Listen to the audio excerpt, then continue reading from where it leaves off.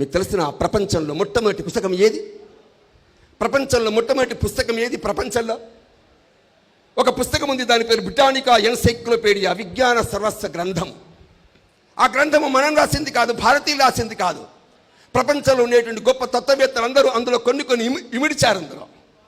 అందులో రాసింది ప్రపంచంలో మొదటి పుస్తకం ఋగ్వేదం. ఋగ్వేదం పుట్టిన దేశం ఈ భారతదేశం. మిత్రులారా, ఏముంది ఋగ్వేదంలో?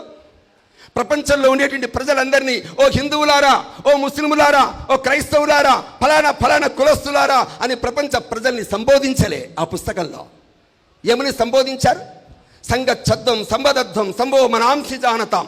ఓ ప్రపంచ ప్రజలారా, మనందరం ఒక లక్ష్యం కోసం, గమ్యం కోసం పరిగెత్తాలి. భుజం కలిపి, కదం కలిపి ఆ లక్ష్యము, ఆ గమ్యం కోసం పరిగెత్తుదాం అని ప్రపంచ ప్రజల్లో మానవతావాదాన్ని నింపినటువంటి ఋగ్వేదం పుట్టినటువంటి దేశం భారతదేశం. మిత్రులారా, చప్పట్లు కొట్టండి. మిత్రులారా, మనం ఈ దేశంలో పుట్టాం.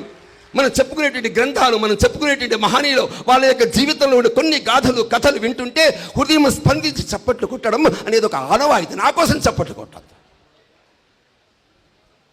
ఏమండి, ఈ ఋగ్వేదం ఎప్పటిది, నిన్నటిది కాదు, 5000 సంవత్సరాల కాలం నాటిది. మిత్రులారా, దేశం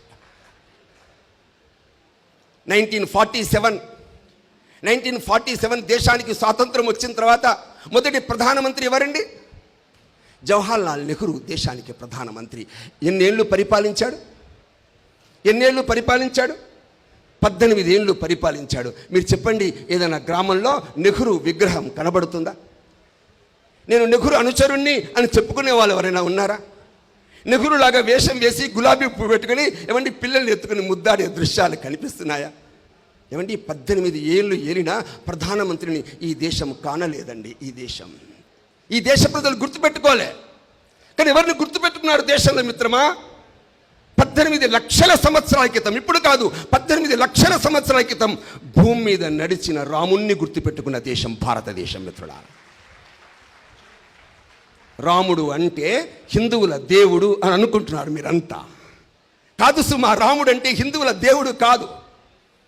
కశ్మీర్ యొక్క ముఖ్యమంత్రి ఫరూక్ అబ్దుల్లా యొక్క వ్యాఖ్య వచ్చింది, మధ్య వినుంటారు, ఒకసారి చూడండి. మీ యొక్క యూట్యూబ్లో కానీ గూగుల్లో సెర్చ్ చేయండి. రాముడు అంటే ఒక హిందువులకు మాత్రమే దేవుడు కాదు. ప్రపంచంలో ఒక దేశం ఉంది, ఇండోనేషియా. 99% ముస్లింలే ఉంటారు ఆ దేశంలో. ఒక రోజున పాకిస్తాన్ అధ్యక్షుడు ఇండోనేషియాకి వెళ్ళాడు. ఇండోనేషియాలో పెరేడ్ చేస్తుంటే పెరేడ్లో ఆంజనేయుడి విగ్రహం కనిపించింది. పెరేడ్లో ఆశ్చర్యపోయాడు. రాష్ట్రపతి యొక్క ఆఫీస్కి వెళ్ళాడు, ప్రధానమంత్రి ఆఫీస్కి వెళ్ళాడు. రాముడు, లక్ష్మణుడు, సీత, భరత వాళ్ళందరి యొక్క పట్టాభిషేకం ఫోటో కనిపించింది.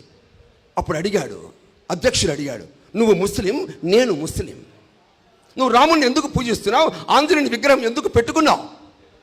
అప్పుడు ఇండోనేషియా అధ్యక్షుడు, ఇండోనేషియా ప్రధానమంత్రి ఏం చెప్పారు తెలుసా? మేము గతంలో హిందువులం, ఆ తర్వాత మేము మతం మారాం. ఏమండి, మేము మతాన్ని మార్చుకున్నాం, కానీ రాముణ్ణి మార్చుకోలేదు, మేము ఆంజనేయుని మార్చుకోలేదు. మిత్రమా, ఎవరి రాముడో తెలిసిన? 13 ఏళ్ల పాప రామ రామ అని పిలుస్తుంటే రాముడు వస్తాడమ్మా అని నాన్న చెప్తే రామ అన్నది రాముడు రాడే.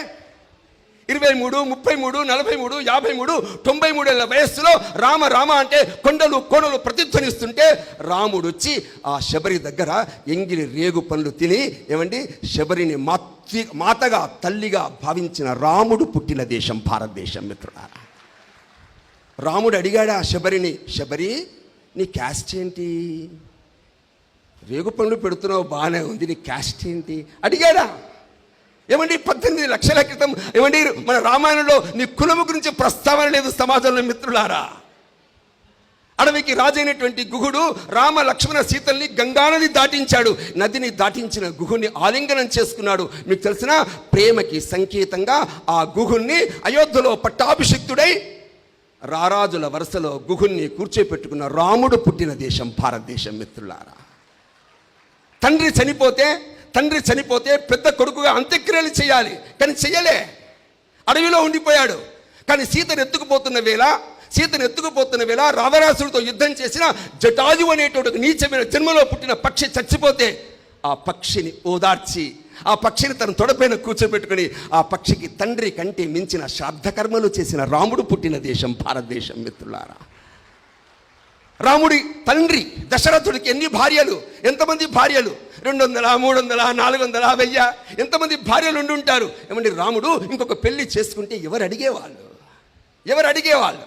ఆ రోజున రాముడిదే రాజ్యం కదా, ఎవరు అడిగేవాళ్ళు? కానీ ఎందుకు చేసుకోలేదు?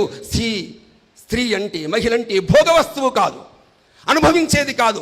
రాబోయే రోజుల్లో స్త్రీకి మాన్యత ఇవ్వాలి, గౌరవం ఇవ్వాలి, ఒక శక్తి ప్రదర్శగా ప్రపంచంలో చూపించాలి. ఆ విధంగా స్త్రీకి మాన్యతనివ్వడం కోసం ఏకపత్ని వ్రతాన్ని స్వీకరించిన రాముడు పుట్టిన దేశం భారతదేశం. మిత్రులారా, మీకు అర్థమవుతుందా? రాముడి వెనుక మీకు దేవుడు కనిపిస్తున్నాడా? మానవత్వం కనిపిస్తుందా? రాముడు లంకను గెలిచాడు, ఆక్రమించాడా? విభీషణునికి ఇచ్చేశాడు. వాలిని చంపాడు, ఆక్రమించాడా? అంగదునికి ఇచ్చేశాడు. మీకు ఇదేం కనబడుతుంది మిత్రులారా? దేశంలో ఎక్కడ ధర్మం ఉందో అక్కడ విజయం ఉండి తీరాలనుకున్నాడు. పుట్టింది ఉత్తర భారతంలో పుట్టాడు, దక్షిణానికి నడుచుకుంటూ వచ్చాడు. ఈ రోజున మీరు చూడండి, మేఘాలయాలు, అస్సాములో, నాగాలాండ్లో, అరుణాచల ప్రదేశ్లో 2 అన్నదమ్ముల పేర్లు ఉంటాయి. అన్నదమ్ముల పేర్లు, అన్న పేరు రామోస్, తమ్ముని పేరు లచోస్. ఇక్కడ రామయ్య, లక్ష్మయ్య, రామారావు, లక్ష్మణరావు. ఏమండి, దేశంలో ఇన్ని రకాల వైవిధ్యం ఉంటే అందరినీ కలుపుతున్న వాడు రాముడు కాడా? ఇక్కడ ఉత్తర భారతం నుంచి దక్షిణ భారతం వరకు అందరం ఒకటే అని భావించి, ఆ విధంగా రాముడు చెప్పాడు, స్త్రీ పురుషులిద్దరూ సమానంగా సమాజంలో ఎదగాలి సుమా. నిర్భాగ్యులు, పేదలు, దుఃఖితులు ఎవరు నా యొక్క రాజ్యంలో ఉండకూడదని భావించాడు. సమాజంలో, ఈ దేశంలో ఉండేటువంటి ప్రజలందరూ న్యాయం కోసం తప్పించాల్సిన అవసరం లేకుండా న్యాయబద్ధంగా జీవించాలని ఆశించాడు రాముడు. అందుకోసమే రాముడు ఈ సమాజంలో ప్రేమని, ఆత్మీయతని ప్రపంచానికి సాటి చెప్పాడు. అందుకే ఈ భూమి ఉన్నంత వరకు రాముణ్ణి గుర్తుపెట్టుకునే దేశం భారతదేశం. మిత్రులారా, రాముని కోసం చప్పట్లు కొట్టండి, దేవుడి కోసం చప్పట్లు కొట్టకండి, రాముడి కోసం చప్పట్లు కొట్టండి. కాబట్టి రాముడు దేవుడు మాత్రమే కాదు, రాముడు జాతీయ నాయకుడు సుమా. ఉత్తర భారతం నుంచి ఏమంటే దక్షిణ భారతం, ఈ దేశమంతా ఒక్కటే అని భావించిన వ్యక్తి. ఈ దేశంలో ఇంకొక వ్యక్తి జన్మించాడు. ఎవరతను? కృష్ణుడు. మీకు తెలిసిన అస్సాం, దాని పేరు అస్సాం కాదు, ఒకప్పుడు దాని పేరు ప్రాగ్జ్యోతిషపురం. ఆ ప్రాగ్జ్యోతిషపురంలో సుమారుగా 10,000 మంది అమ్మాయిలను ఎత్తుకుపోయాడు నరకాసురుడు. జైల్లో బంధించాడు. రోజు తప్పి రోజు అత్యాచారాలు చేశాడు, రేప్ చేశాడు. వాళ్ళందరినీ సత్యభామన్ కృష్ణుడు చంపేశారు. ఆడవాళ్ళు బయటకు వచ్చారు. ఆడవాళ్ళు అడిగారు కృష్ణుని, కృష్ణ, నువ్వు నరకాసురుని చంపేశావు, బాగానే ఉంది, కానీ మమ్మల్ని ఎవరు పెళ్లి చేసుకుంటారు? నువ్వెవరున్నావు? ఎక్కడి నుంచి వచ్చావు? నువ్వు ఏ జైల్లో ఉన్నావు? ఎవరు అత్యాచారం చేశారని తెలిస్తే మాకెవరన్నా మేము ఎవరికైనా ఇవ్వగలుగుతాము, మా పిల్లలు ఎవరికి ఇవ్వగలుగుతాం, తల్లిదండ్రులు అంటున్నారు. అప్పుడు కృష్ణుడు ఏం చెప్పాడో తెలుసా? కృష్ణుడు ఏమన్నాడు తెలుసురా? మీరేం ఇబ్బంది పడకండి, భయపడకండి, మీకోసమే ద్వారిక కట్టించాను, మీరు అక్కడ ఉండండి. మిమ్మల్ని ఎవరైనా నీ మొగుడెవరు అంటే కృష్ణుడు అని చెప్పమని, కృష్ణుడు స్త్రీల యొక్క మాన్యత పెంచినవాడు. కృష్ణుడు పుట్టిన దేశం భారతదేశం. ఎవరైనా పెళ్ళిళ్ళు జరిగితే రాధాకృష్ణుల ఫోటో ఇస్తాం, రుక్మిణి కృష్ణుల ఫోటోలు ఇవ్వలేమండి, రాధాకృష్ణుల ఫోటో ఇస్తాం. మీకు తెలిసిన రాధాకృష్ణుడు రేపల్లెలో, బృందావనంలో ఆటలాడుకున్నారు, జలకాల ఆటలాడుకున్నారు. కానీ కృష్ణుడు రేపల్లె నుంచి, బృందావనం నుంచి ఎక్కడికి వెళ్ళాడు? మధుర వెళ్ళిపోయాడు. రాధ అక్కడే ఉండిపోయింది. కృష్ణుని మిత్రుడు, అతని పేరు గర్గుడు. గర్గుడు అడిగాడు, కృష్ణ, నిన్ను ప్రేమించినటువంటి ఆ రాధ అక్కడే ఉంది, ఎందుకు రాలే? నాకేం తెలుసు, నువ్వు పోయి అడుగు. గర్గుడు బృందావనం వెళ్ళాడు. రాధను అడిగాను, నీకు కృష్ణుడంటే ఇష్టమా? చాలా ఇష్టం. కృష్ణుడంటే ఎంత ఇష్టం? కృష్ణుడంటే నా శ్వాస, నా ఊపిరి, నా ప్రాణం. మరి కృష్ణుడున్న చోటు ఎక్కడుంది? కృష్ణుడున్న చోటికి రావా? కృష్ణుడు మధురలో ఉన్నాడు, రా అంటాడు గర్గుడు. అప్పుడు రాధ ఏమందో తెలుసా? కృష్ణుడు లేని చోటు ఏది? అర్థమైందా? కృష్ణుడు లేని చోటు ఏది? నువ్వు స్వరూపాన్ని ప్రేమిస్తున్నావు, నువ్వు ముక్కును కండని ప్రేమిస్తున్నావు, నువ్వు లిప్స్టిక్ని పౌడర్ని ప్రేమిస్తున్నావు. నేను ఆత్మ సౌందర్యాన్ని ప్రేమిస్తున్న ప్రేమకు చిహ్నం రాధ పుట్టిన దేశం నా భారతదేశం. మిత్రులారా, యాసిడ్ ప్రయోగాలు ఎందుకు జరుగుతున్నాయి? ఎందుకు హింసిస్తున్నారు ఆడవాళ్ళని? ఎందుకోసం ఆడవాళ్ళని ముక్కలు చేసి గోతులు ఎందుకు పాడబెడుతున్నారు? కేవలం శరీరాన్ని మోహించినటువంటి కారణంగా, ప్రేమ పేరుతో కపటము, ప్రేమ పేరుతో వంచన, ప్రేమ పేరుతో మోసము జరుగుతున్న వేళ సమాజంలో నిజమైన ప్రేమకి తార్కాణం రాధాకృష్ణుని ప్రపంచానికి చాటి చెప్పినటువంటి భారతం, కృష్ణుడు పుట్టిన దేశం భారతదేశం. మిత్రులారా, ఏమండి, కృష్ణుడు కురుక్షేత్రం యుద్ధం జరుగుతున్న వేళ రాయబారానికి వెళ్ళాడు. ఎవరింట్లో ఉన్నాడు? రాజభవనంలో సౌకర్యాల మధ్యలో, విలాసాల మధ్యలో ఉన్నాడా? లేడు సుమా. మరి ఎక్కడో బ్రతికాడు. దాసీపుత్రుడు విదురుని ఇంట్లో భోంచేశాడు. ధర్మరాజు రాజసుయాగం చేస్తుంటే అందరూ తల ఒక పని పంచుకుంటుంటే, విభజించుకుంటుంటే కృష్ణుడు ఏం పని చేశాడు? కృష్ణుడు వచ్చే వాళ్ళని ఆహ్వానించాడా? కృష్ణుడు మంచి దుస్తులు వేసుకుని పోజులు కొట్టాడా? శోకులు వేశాడా? లేదు సుమా. అందరూ ఫలానా పని విభజించి పనిచేస్తుంటే కృష్ణుడు నిశ్శబ్దంగా అందరూ తిన్న ఎంగిలి విస్తర్లు ఎత్తి, ఏమండి, చిన్న పని పెద్ద పని ఉండకుండా డిగ్నిటీ ఆఫ్ లేబర్ని ప్రకటించినటువంటి వ్యక్తి కృష్ణుడు పుట్టిన దేశం భారతదేశం. మిత్రులారా, మీకు అర్థమవుతుందా? రామకృష్ణుడు. కృష్ణుడు పుట్టింది ఎక్కడ? ఉత్తర భారతంలో.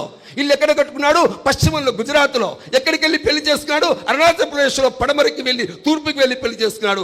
రామకృష్ణుడు ఇద్దరు దేశంలో ఆమూలాగ్రం తిరిగి దేశంలో జాతీయ తత్వాన్ని, సాంస్కృతిక ఏకత్వాన్ని, భిన్నత్వంలో ఏకత్వాన్ని ప్రకటించినటువంటి దేశం భారతదేశం. మిత్రులారా, ఈ దేశానికి స్వాతంత్రం 1947లో వచ్చింది. ఏమండి, 47లో సులభంగా వచ్చిందా? ఈజీగా వచ్చిందా? ఆంగ్లేయులారా, ప్లీజ్ మీరు మా దేశాన్ని వదిలిపెట్టి పోగలరు అంటే